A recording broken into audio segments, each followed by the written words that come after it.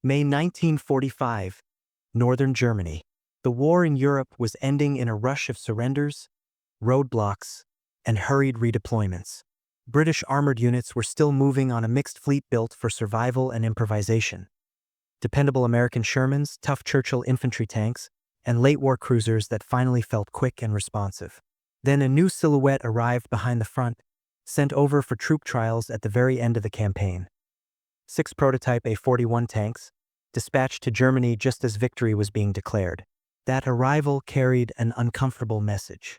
Britain had pioneered the tank in the First World War, yet in the Second it spent years searching for the right balance of speed, protection, and firepower.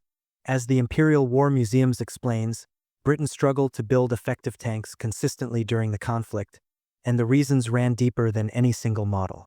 In the late 1930s, British planners tried to solve armored warfare by dividing it into categories, each shaped by a different idea of how battles would be fought. The result was not one coherent family of vehicles, but separate design traditions that competed for steel, engines, and time. Germany did not win because of a single wonder tank, but it did adapt with relentless focus. Better optics, disciplined gunnery, and an arms race in anti-tank firepower meant German shots increasingly reached farther and hit harder. By the time Panthers and Tigers appeared, British forces could defeat them, but often through concentration and combined arms. Artillery, air power, towed anti-tank guns, and, crucially, a limited number of tanks carrying the right weapon in the right place. The contrast was sharp. German development narrowed toward a battlefield problem and pursued it aggressively. British development, especially early on, was pulled between doctrinal categories, production realities, and lessons that arrived only after hard experience. The Centurion represented the moment Britain decided to stop living on workarounds. In 1943, the Directorate of Tank Design, led by Sir Claude Gibb, was tasked with creating a new heavy cruiser tank under the A-41 designation, shaped by the threat of the German 88mm gun and by the accumulated lessons of North Africa and Italy. It aimed to combine protection, firepower, and reliability into one balanced vehicle, without forcing commanders to gamble on a single weakness. To understand how Britain finally solved the tank war, we have to go back to the decisions made before the shooting started, when doctrine came first and design followed. Between the wars, Britain's problem was not a lack of experience. It was a lack of agreement. In the 1920s and 1930s, British officers and engineers argued over what tanks were actually for, whether they should move fast like cavalry, crawl forward with infantry, or attempt to do both. Instead of settling on one balanced vehicle early, the War Office leaned into categories. By the late 1930s, British development had effectively split into distinct families. Light tanks for reconnaissance, infantry tanks built to advance at walking pace under heavy armor, and cruiser tanks intended to exploit breakthroughs with speed.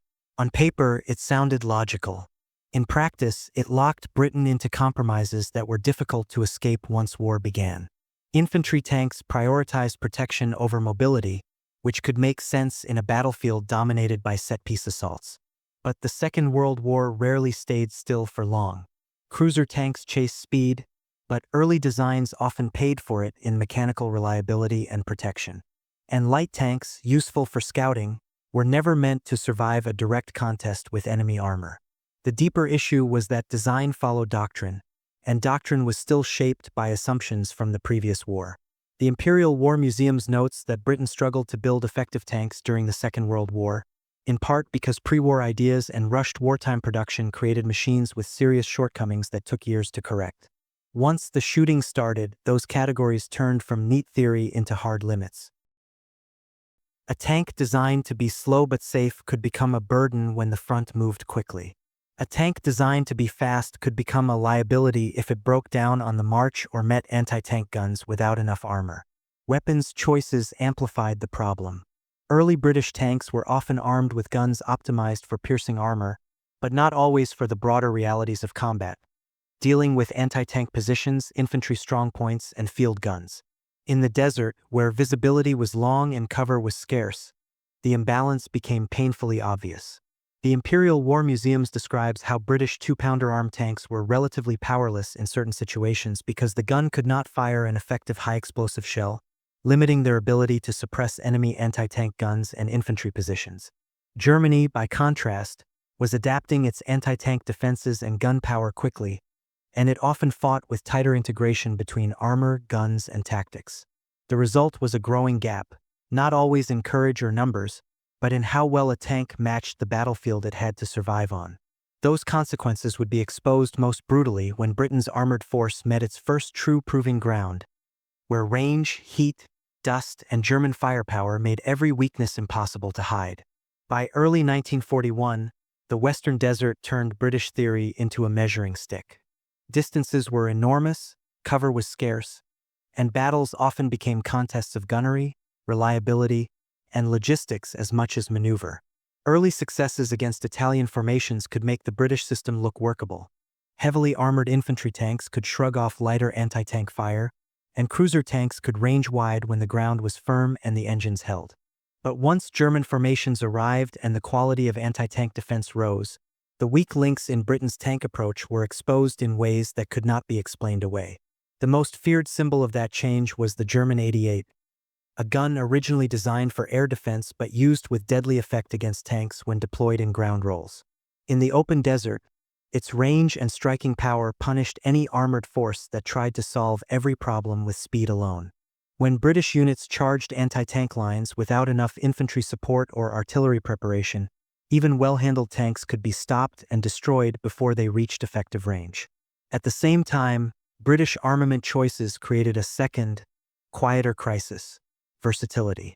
Anti-tank performance mattered, but tank crews also needed to suppress gun crews, break up infantry positions, and deal with dug-in defenses.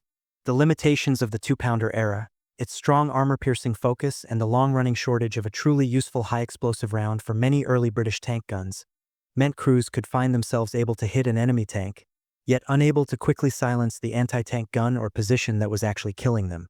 The British response was partly tactical and partly industrial.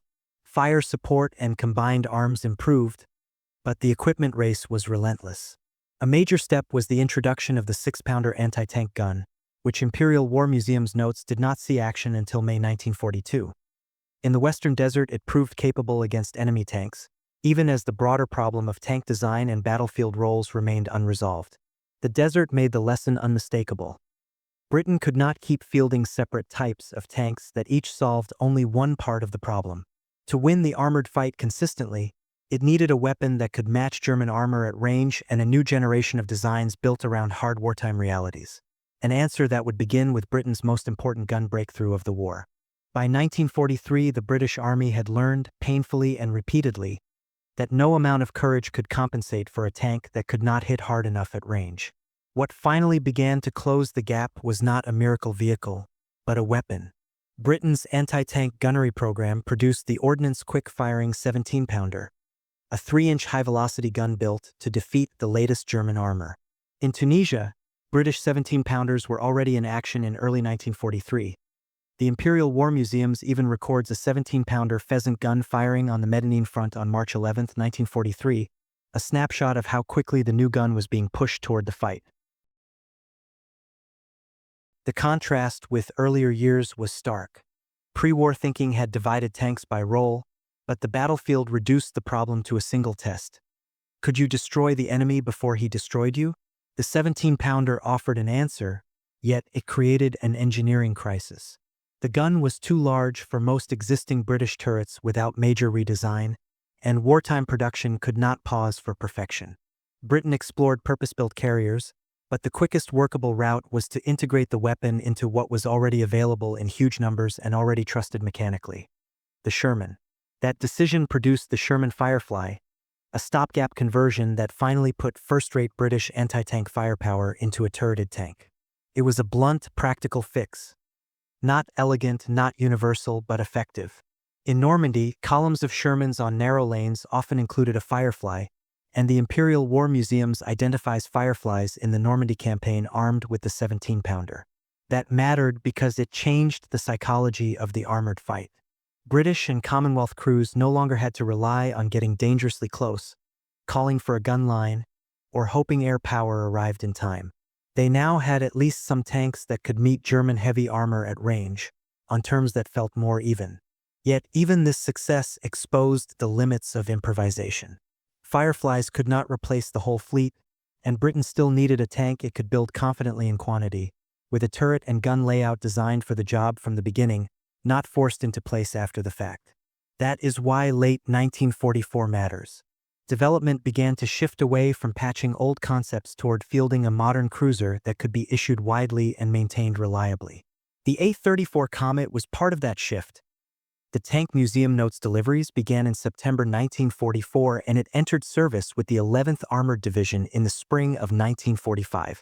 Comet showed the lessons were being absorbed, but it was still a bridge, pointing directly to the next step Britain wanted from the outset. A clean-sheet design that could carry serious firepower, endure the anti-tank threat, and remain dependable on campaign. In late 1943, Britain finally put the lesson into a requirement. Stop building three answers to one problem, and design a single tank that could survive the anti-tank battlefield as it actually existed. The Directorate of Tank Design, under Sir Claude Gibb, was told to produce a new heavy cruiser tank under the General Staff designation A-41, shaped directly by the threat of the German 88 and by the demand for better durability, reliability, and mine protection.